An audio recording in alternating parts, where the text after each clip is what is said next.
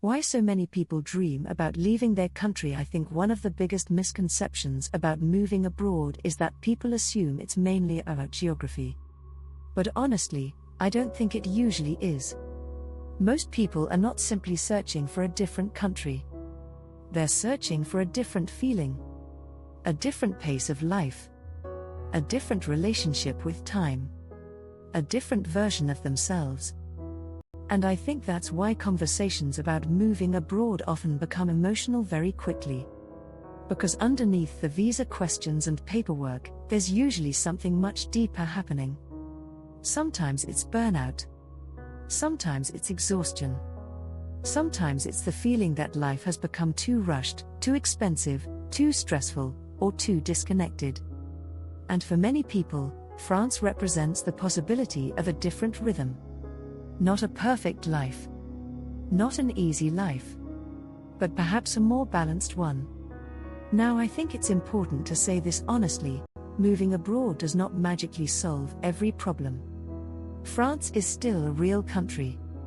There's bureaucracy, frustration, paperwork, cultural differences, lonely moments, difficult days.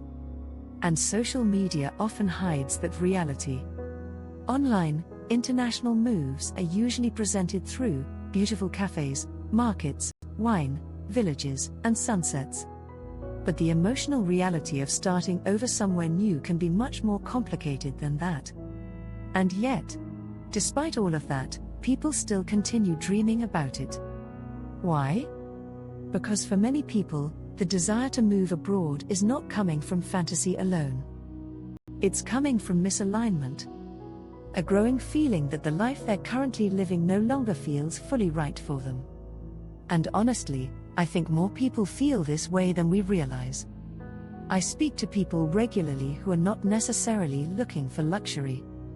They're looking for more time, more balance, walkable towns, community, better food culture, healthcare, less pressure, or simply the ability to slow down slightly. And whether France ultimately becomes the right answer or not, I think those desires are very understandable. But one of the biggest mistakes people make is believing they need complete certainty before making changes.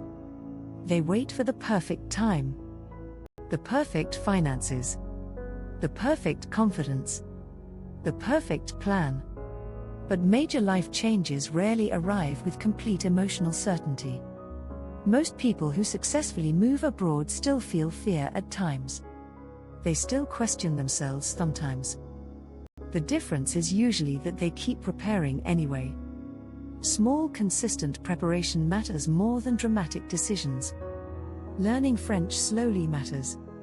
Saving gradually matters. Understanding visa pathways matters. Researching realistic expectations matters. And perhaps most importantly, understanding why you want to move matters. Because moving abroad works best when you are moving towards something, not simply trying to escape something.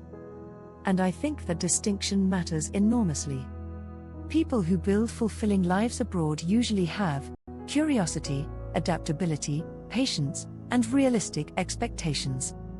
They understand that life in another country will still contain ordinary life problems. But they also believe the overall lifestyle may align better with their values. And honestly, for many people, that can become life-changing over time. You do not need to solve your entire future today.